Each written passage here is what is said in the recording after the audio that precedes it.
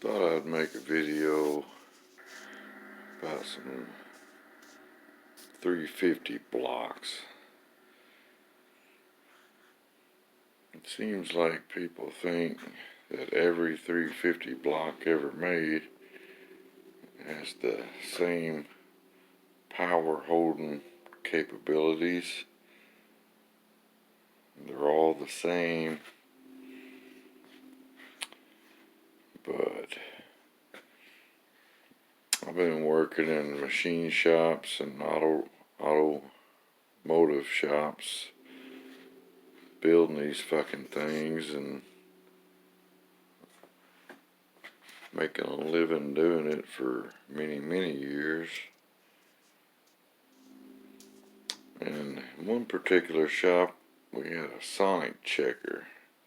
We built a lot of dirt track racing engines that were 500 to 600 horse small block Chevys and used production blocks and shit. But checking all them blocks out, saw there was quite a bit of difference in a lot of different blocks and the thickness. But figured out pretty much you can just look at a glance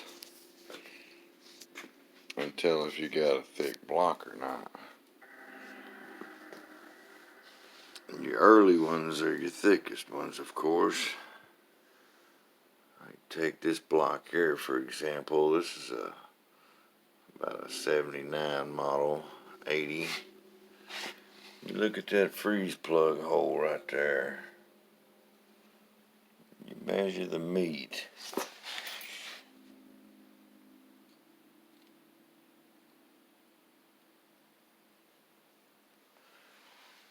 So you got 141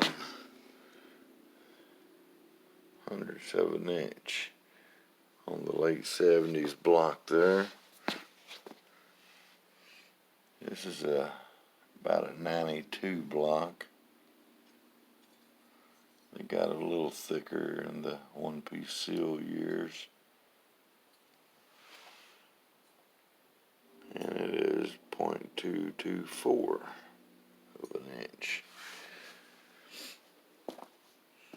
Then you go over here to this 71 model block. As you can see, it's clearly thicker.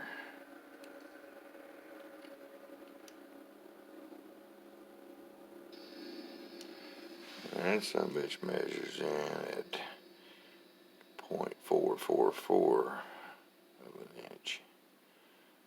That's damn near half an inch.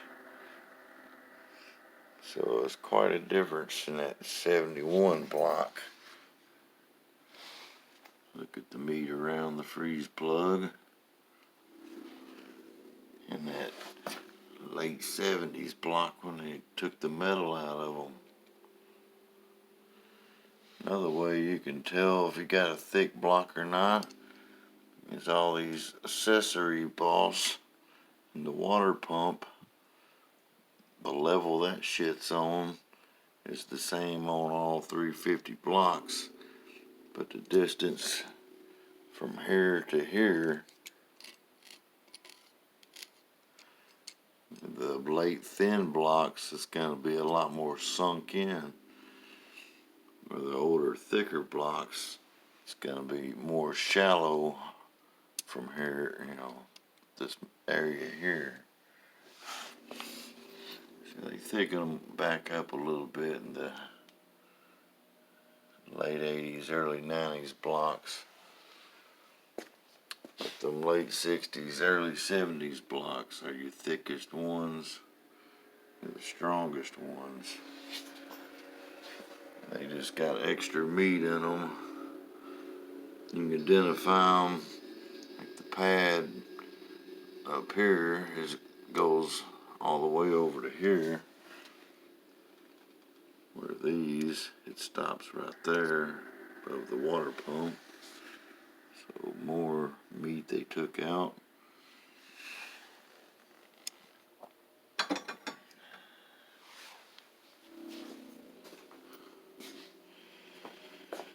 This is a 95 block, 880 block.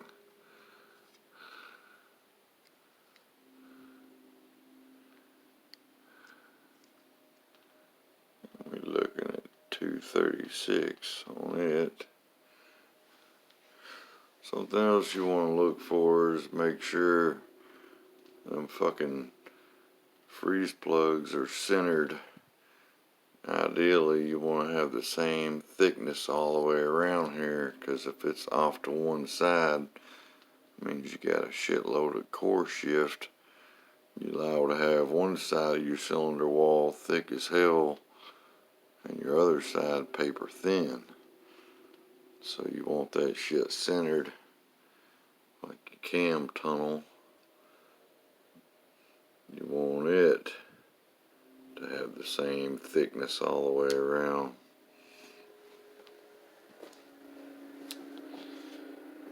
This is a 2000 model Mercruiser block.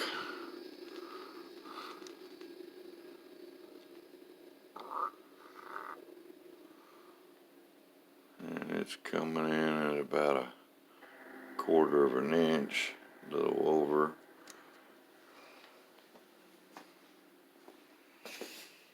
Here we have a 78 350.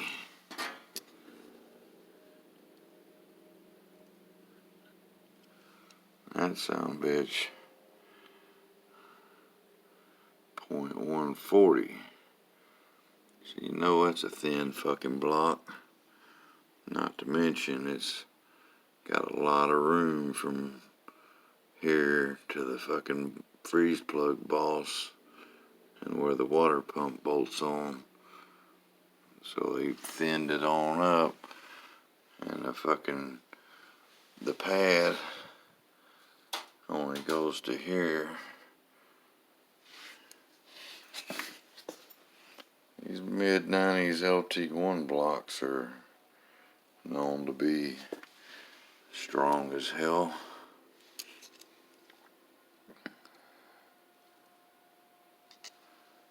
And it's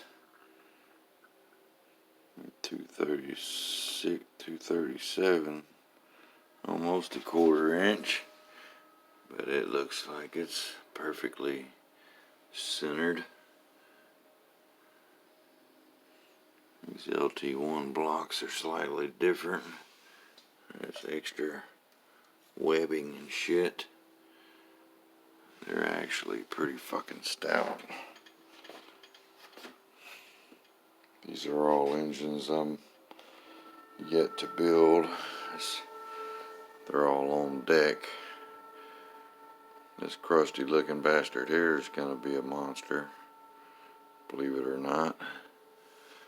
This is a 1972 350 block. That's what I was talking about, how that fucking pad comes all the way up to here. And your thin blocks, they eliminated that shit and it cut off right there. And this one,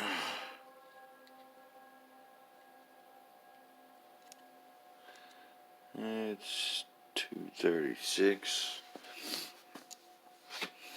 This is a 1970 350 block.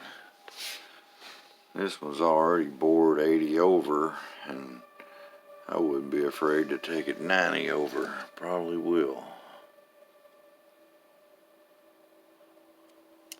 That sumbitch is 0.373 of an inch. That's a thick one there.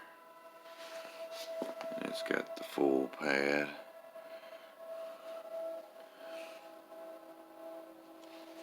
All the bolt holes are centered. The freeze plug is centered. So that's a good block. This block here is kind of an anomaly. This is a Mexican 1978 Mexican 350. Come out of a big extra heavy duty truck. But it's thick.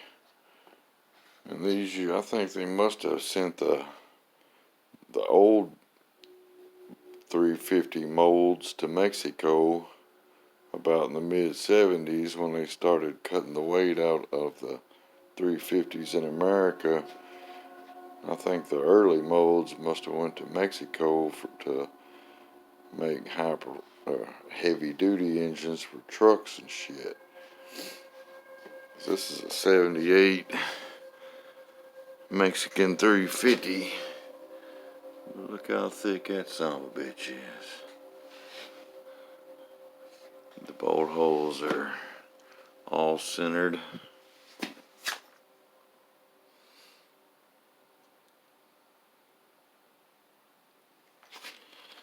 And that fat bastard is .432. So it's one of the thickest yet. And yet it's a 78 block. But you can tell if you got core shift, like looking at your motor mount, holes and shit, if they're all centered in the bores, that's a good sign. And then looking inside the block, you can look at the bottom of the bores, like in this area, some of them are paper fucking thin, and then I've seen others that are like a 1/4 inch thick. Look at the webbing and shit. You can tell the ones they took the metal out of. And this is a 90, I think it's a 94 350.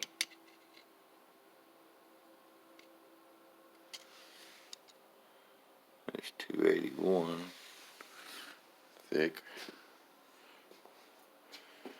Here's a 4-bolt 78 350. It's a thin fucker.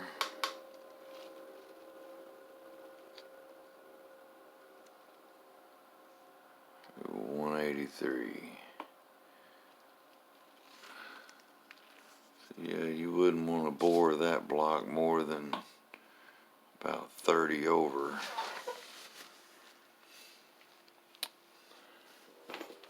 But this Mexican block here, you could bore that son of a bitch 90 over and still be alright.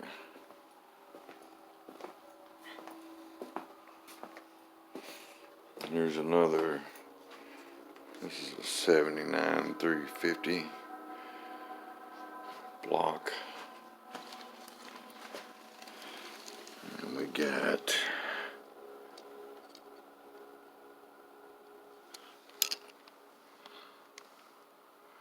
it's also 183.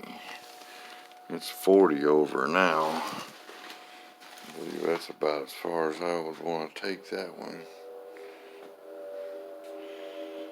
And this is a 72 350 block.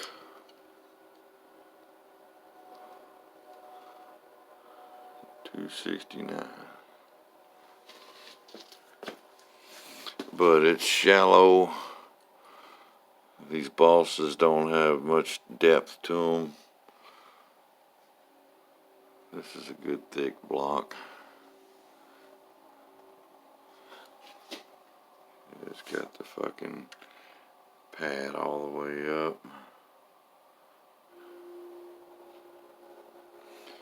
There's a hell of a difference in strength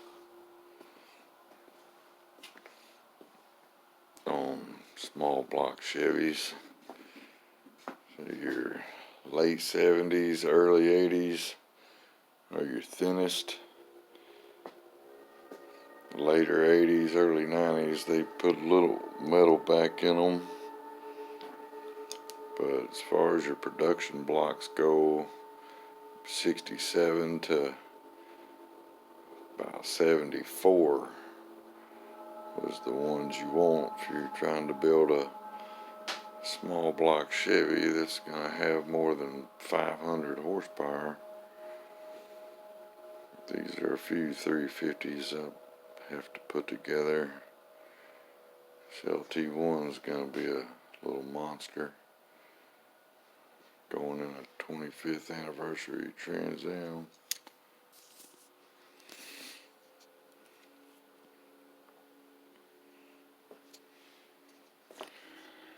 There's a boat engine there. I guess a OMC. This fucking Mexican 350 block surprised me. That's the thickest 1978 350 block I've ever seen. And it has a minimal core shift. You look at the cam tunnel, it's thick all the way around it and perfectly centered. So, but that's just one way to, at a glance, if you're wondering if you got you a block that can hold some power, or a little thin bastard that's 30 over and it's done.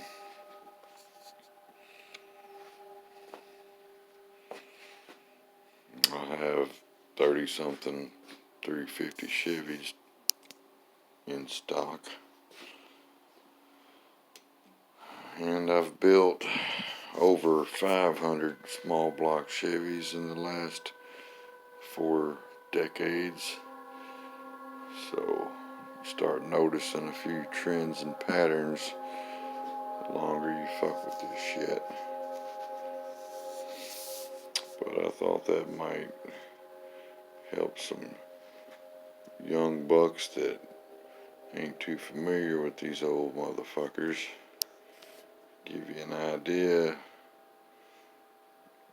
Not all 350s are created equal. So, but it's not hard to look at them and tell if you got a good thick block or not. Well, I've even remember when old boy had the sonic checker, checking some of them old engines. There were 400 small blocks that were thicker than a bow tie block at the time, and then there were others that you bore them 20 over and they were done, and it'd be the same year block, you know. But generally speaking, you want to stick to the early ones if you're stuck with a production 350 block. Go with the old shit.